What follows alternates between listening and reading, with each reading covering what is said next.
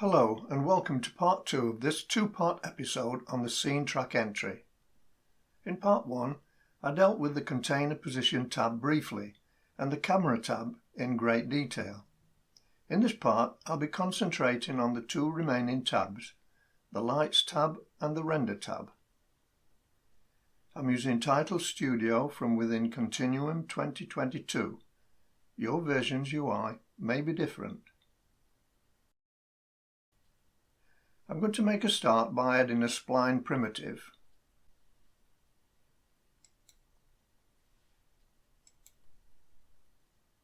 As you may know from previous tutorials, a spline primitive by default is rectangular in shape and is two-dimensional. I'll leave it as default and switch to the Scene track, then the Lights tab.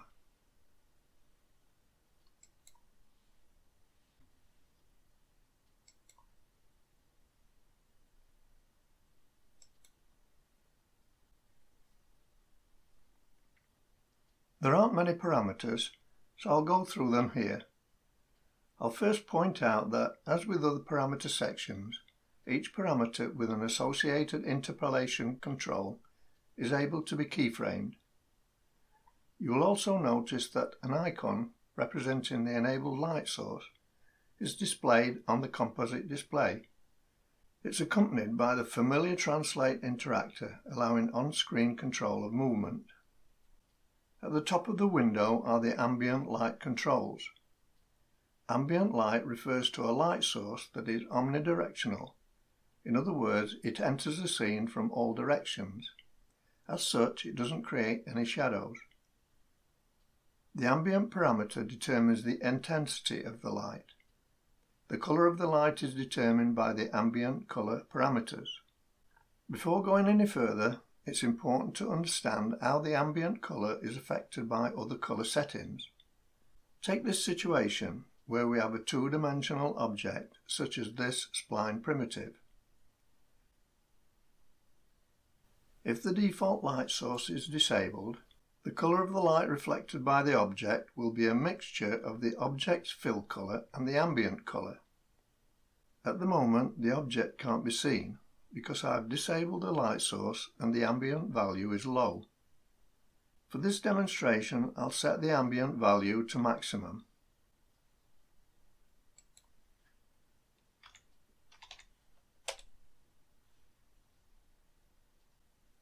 In this example, if the ambient color is blue,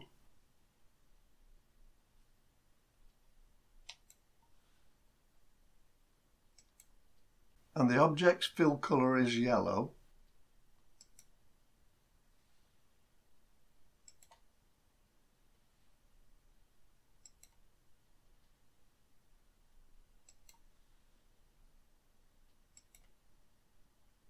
the resulting color of the object will be green. The ambient value affects the strength of the mix. Higher values increases the mix, lower values decreases the mix.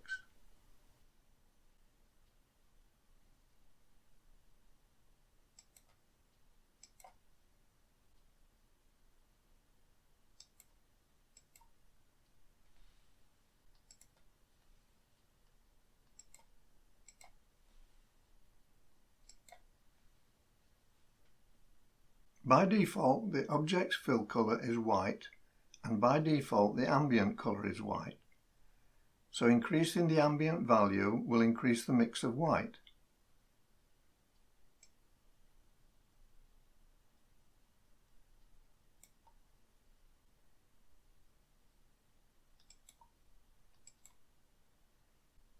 To understand how colors are mixed, you need to understand color theory.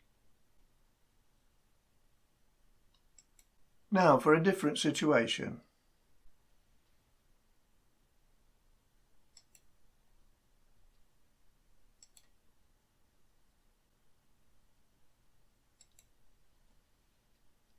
I've changed the two-dimensional spline primitive into an extrusion, a three-dimensional object. With the light disabled, the spline is hidden. If I now increase the ambient intensity, nothing happens. The object is still hidden. To understand why this should happen to a three-dimensional object but not to a two-dimensional one, I'll open up the shader colour entry for the object.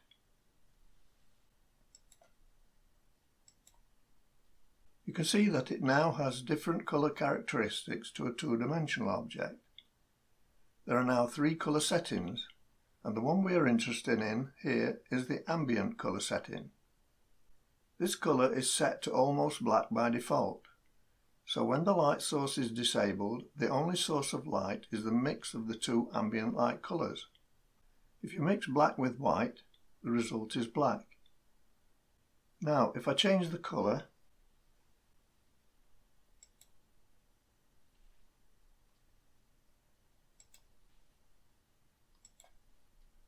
then go back to the Lights tab and increase the ambient intensity,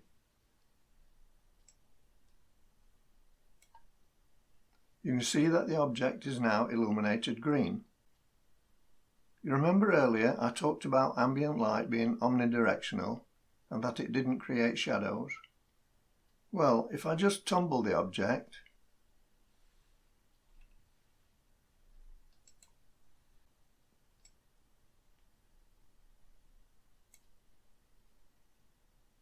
you can see that because there are no shadows, there's no definition of the edges. I'll just turn the light source on and you'll see the difference.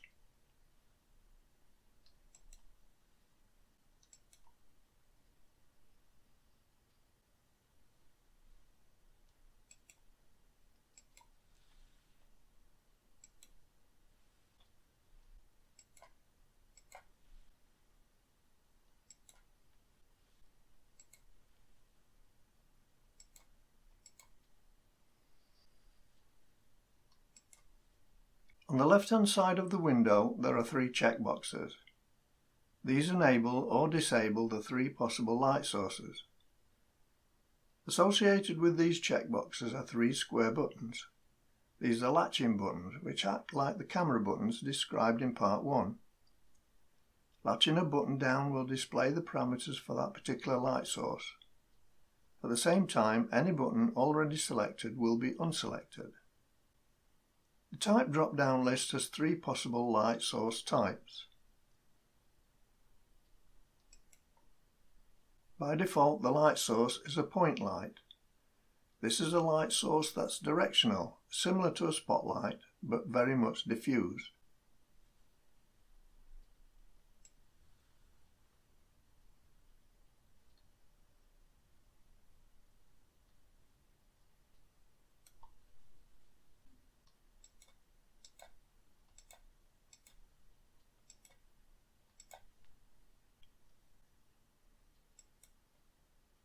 When I select the spot mode, you can see that the parameters are contextual. They change depending upon the light source selected. The final source mode is shadow.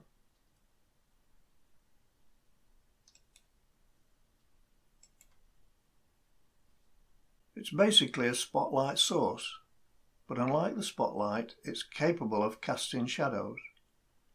Used with a single object, there's no difference between the shadow light source and the spotlight source. This is because there's nothing in the scene to project the shadow onto. For this reason, for the shadow source to work, there must be at least one more object in the scene, in addition to the target object.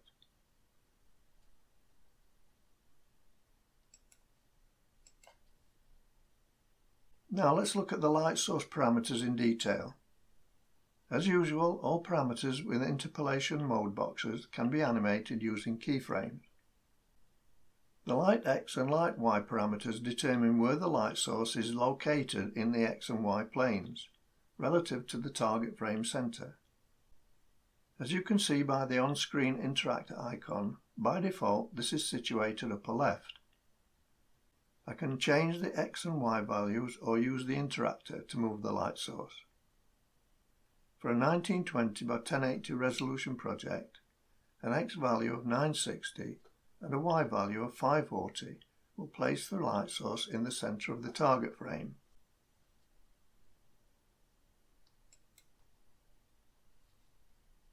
The distance parameter determines the distance of the light source from the target frame datum. For instance, if I enter a value of 0, this will place the light source at the target frame datum.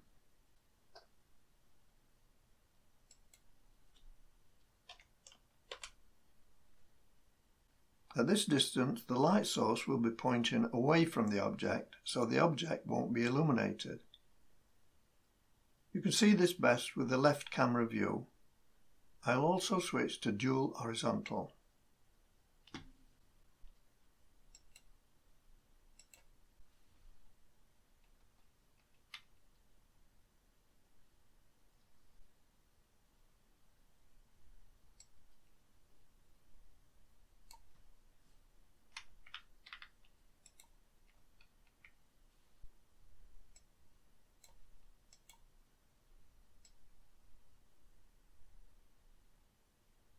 Now I've moved the light source just enough to clear the extrusion front.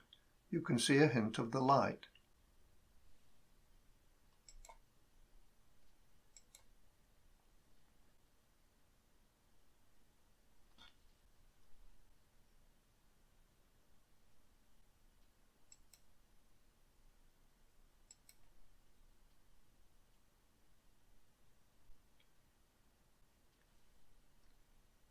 The colour parameter is self-explanatory.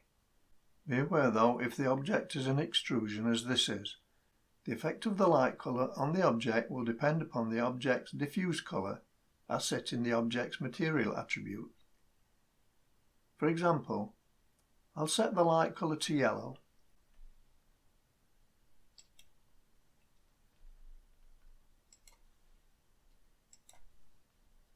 I'll now select the object's shader colour track entry and change the diffuse colour to blue.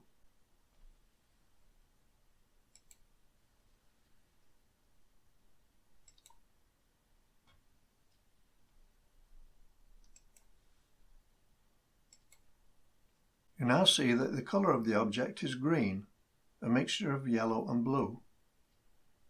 Alternatively, if the object is two-dimensional, the resulting colour will be a mix of the light source colour and the object's fill colour.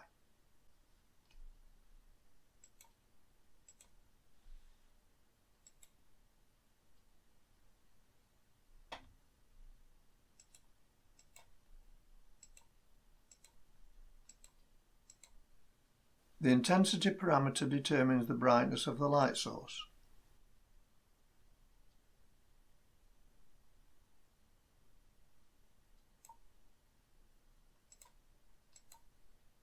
Attenuation allows for varying degrees of intensity diffusion.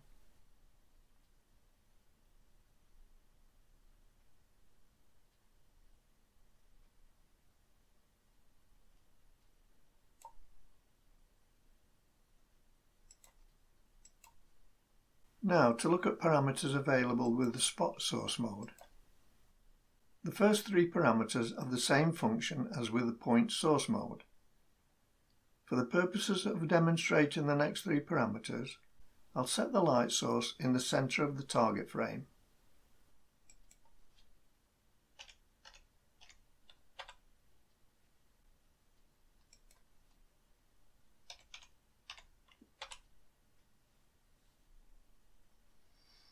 The two parameters spot X and spot Y determine where the spot beam will focus. For a project resolution of 1920 by 1080, the default values of 960 and 540 will place the spot beam in the centre of the target frame.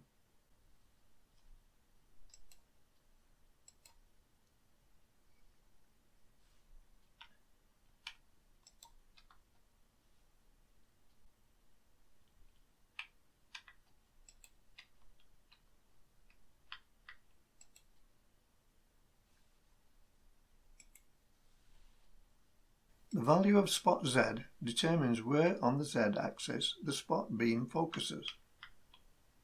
At the default value of 0, its focus point is just behind the target frame datum. If the value of spot Z is greater than the distance value, the object will cease to be illuminated.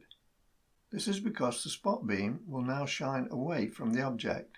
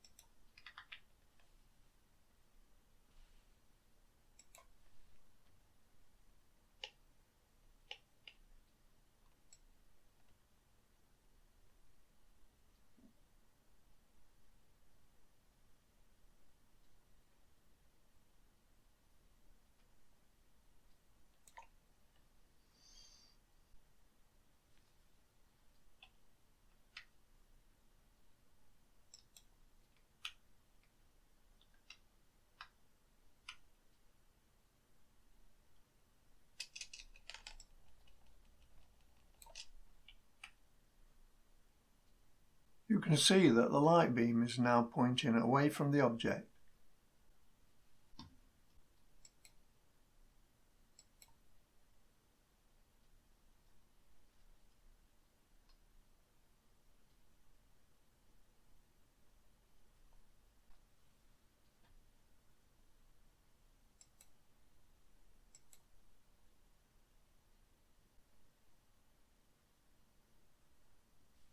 The angle parameter determines how wide the light beam is.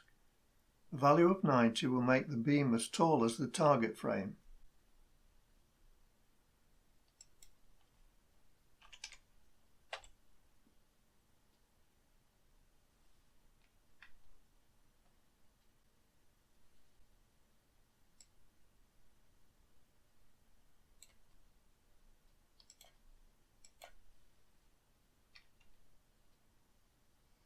The next parameter, edge fall-off, determines how soft the edges of the beam are. Increase this value to diffuse the beam edge more.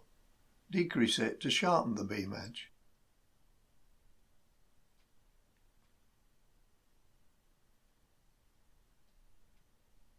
A value of 0 will produce a spot with a sharp edge.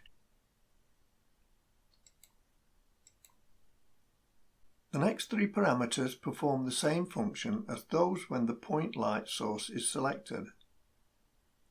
The final parameter, the Make Gel Track checkbox, is an interesting one.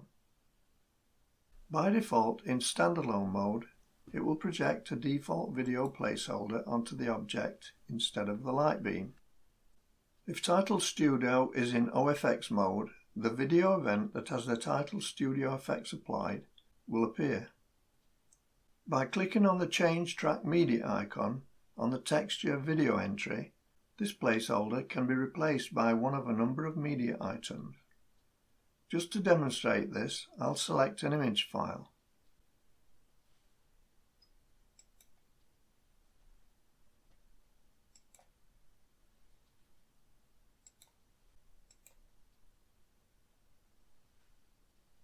You should note that the image hasn't been applied to the spline object. It's actually being projected onto the spline object.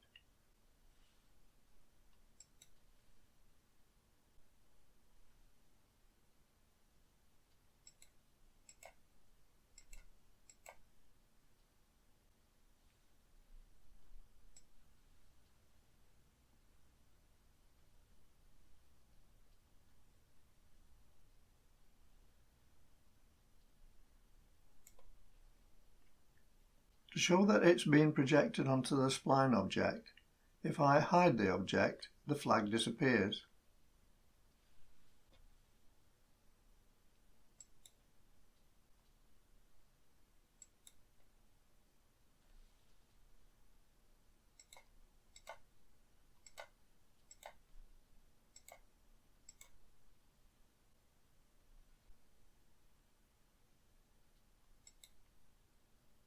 Now for the shadow light mode.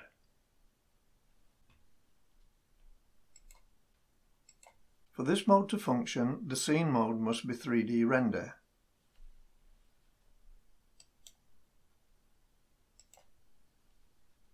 As I mentioned earlier, if you have multiple objects in your scene and you wanted shadows to be created, you would use this mode. If you consult the online documentation for shadow light mode, it states that flat objects, including flat text objects, are incapable of creating shadows. At the time of creating this tutorial, that statement isn't true. I'll load in a project that confirms this.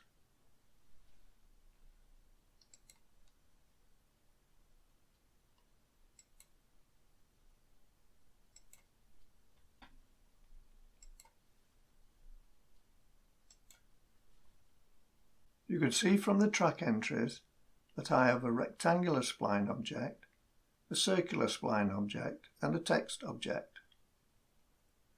All of these objects are flat, but as you can see, the circle and the text both cast shadows onto the rectangle.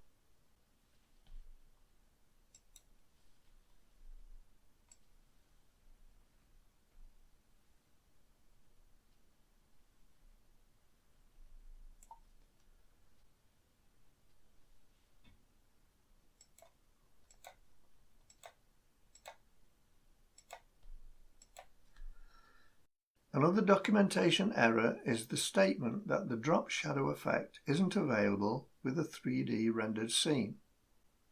I can change the light mode to spot, which as expected removes the shadows. But if I select one of the texture tracks, then enable Shadow 1, you can see that a shadow is created, contrary to the statement. The only problem with a drop shadow is that there is no interaction with the scene lights.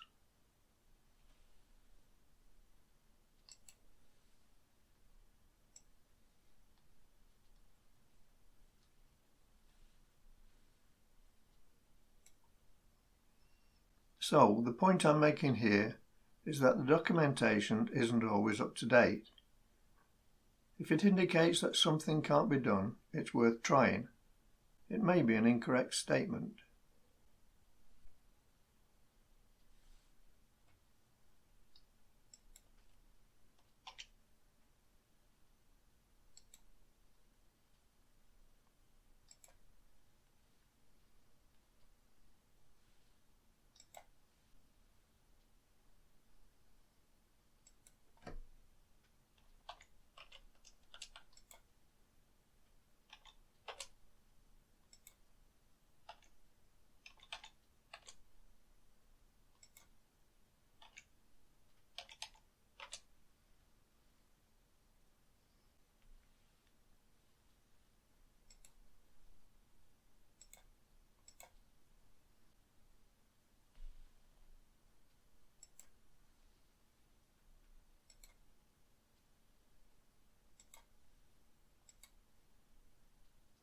Now, a little more detail about this mode.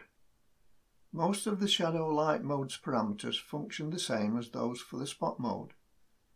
In addition to these, there are 3 more parameters. You'll also note that the Make Gel Track option isn't available in this mode. At the moment, I have a spline primitive object that fills the screen.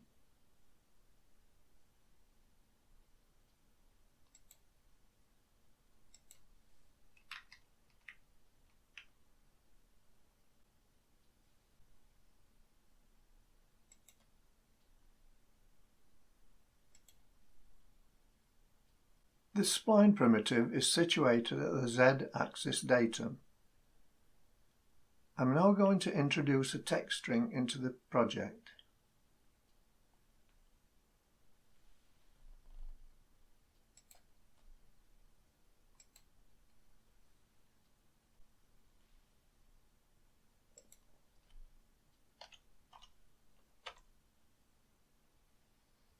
I'll change the color of the text to make it stand out from the spline object.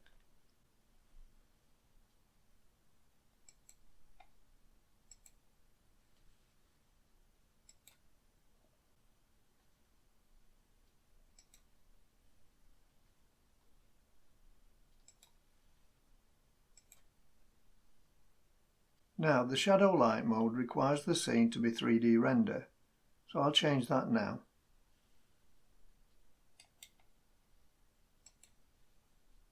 Because by default adding a media item places it at the Z-axis datum, the text object doesn't cast a shadow onto the spline object.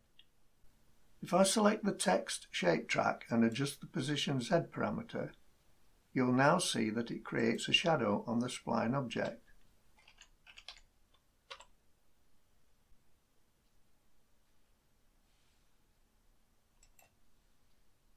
The 3 extra parameters define the appearance of the shadow.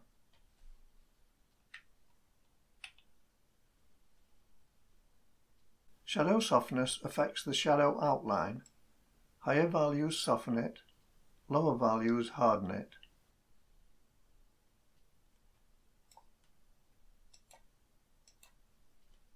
The map resolution parameter is used to adjust the resolution of the shadow. Higher values increase the resolution.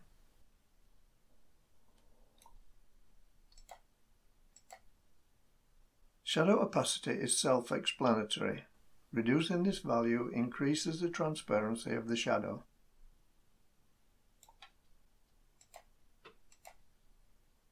And that's about it for the Lights tab. I'll finish this section by showing some examples of what can be achieved using the Lights tab options.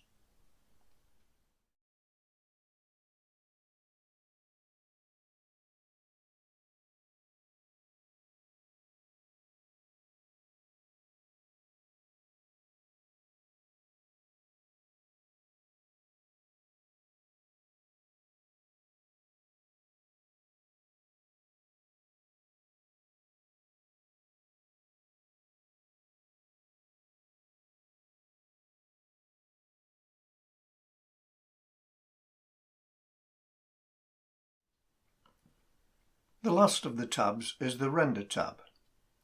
This section contains parameters that you can use for enhancing your project render.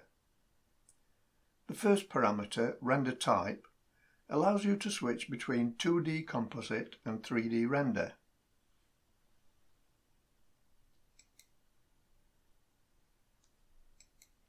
I explained the difference between these two types of rendering back in tutorial 61.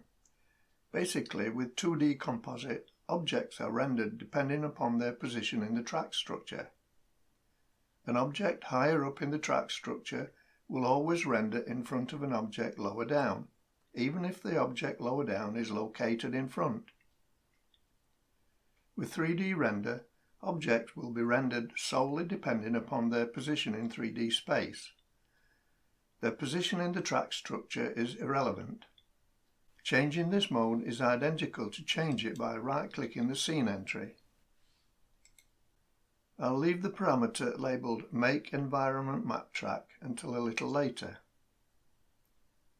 Final quality level determines the quality of playback, but only when the preview quality is set to high. It has 4 settings. The 4 settings set the level of anti-aliasing, with best giving the maximum amount. There will obviously be a trade-off with quality versus playback time.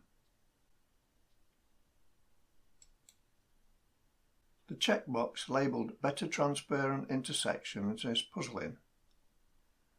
I have to admit to being unfamiliar with the term transparent intersections, and there's absolutely no mention anywhere in Boris FX's documentation. The best explanation I can come up with, after searching online, is that a transparent intersection is where the edge of one semi-transparent plane intersects with another semi-transparent plane. Apparently, if the camera is rotated around these two planes, artifacts can be produced where the two planes overlap. So presumably, if you see this happening, you can enable this checkbox and the artifacts will reduce. Having said all that, I shouldn't worry about it. Leave the checkbox unchecked. Enable Motion Blur. This checkbox enables the creation of motion blur on animated objects and containers. The amount of blur is proportional to the speed of the animated object. As you would imagine, this setting has no effect on static objects. I've set up a simple animation. The letter B moves from left to right in 2 seconds.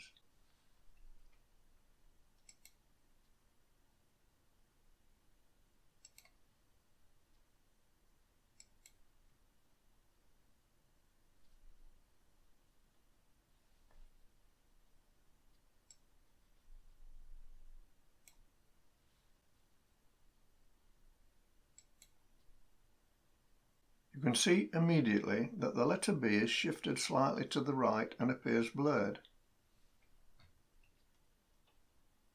The shift to the right is because the animation is to the right.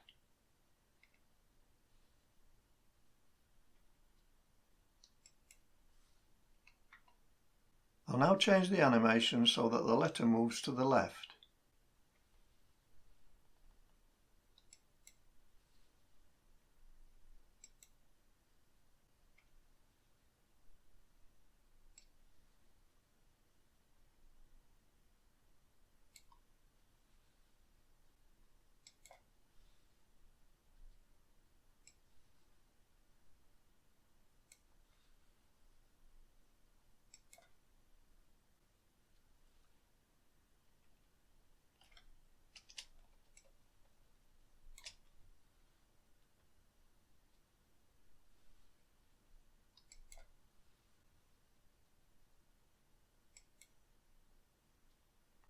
As you can see, the letter is now shifted slightly to the left because the animation is to the left. The next two parameters are only effective when motion blur is enabled.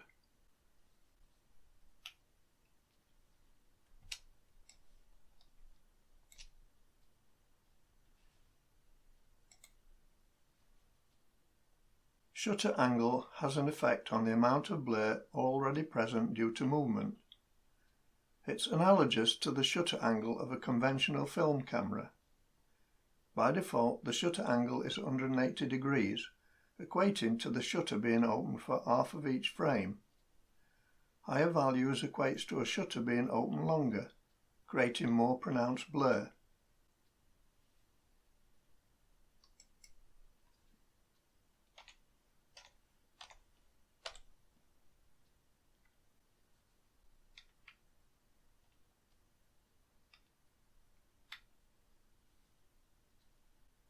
Lower values will create a less pronounced blur.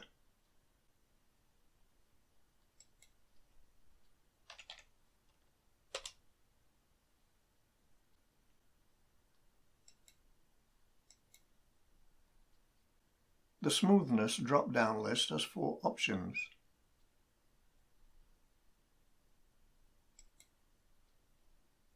Using the conventional film camera analogy, these 4 options determine how many snapshots are taken while the shutter is open. A setting of low results in 2 snapshots being taken.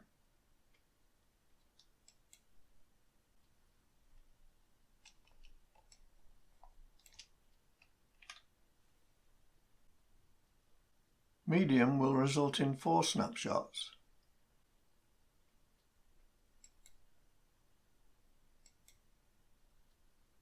High, 16.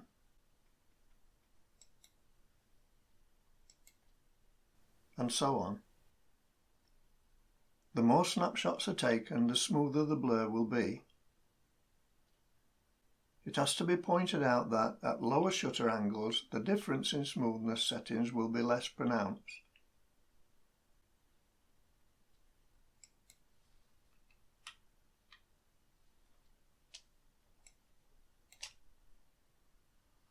Now, back to the Make Environment Track option.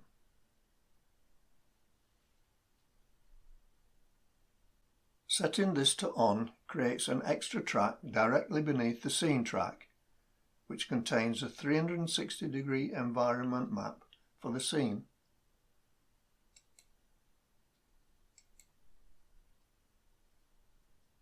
By default, the environment map file is called strangeland.dds and is located at this location, where you can find more environment map files. Note that there must be of file type DDS. Also note that this location is for Continuum 2022. The number 15 will be different in other versions. With the environment map option enabled, a number of parameters, all capable of being animated, are revealed. Most of them are self-explanatory, but we'll look at some that maybe aren't. It's important to note that all these parameters affect the environment map alone. Saturation. This parameter determines how vivid the colours are and has a valid range of -100 to +100. A value of -100 produces a monochrome environment map.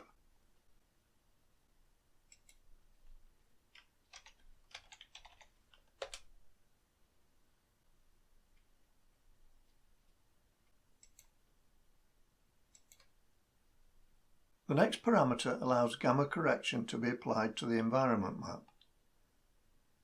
The science behind why we need gamma correction for digital image is a little complex.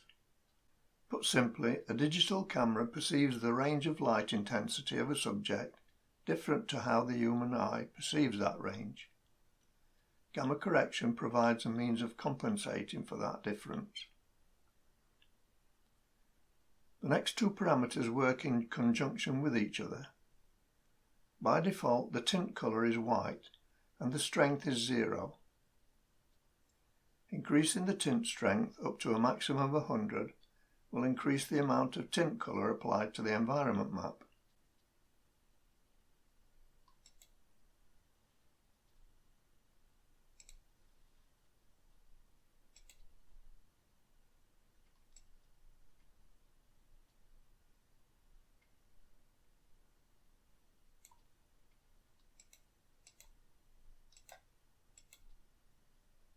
The tumble, spin and rotate parameters have been described in previous tutorials. Basically, they affect the orientation of the environment map in the X, Y and Z planes.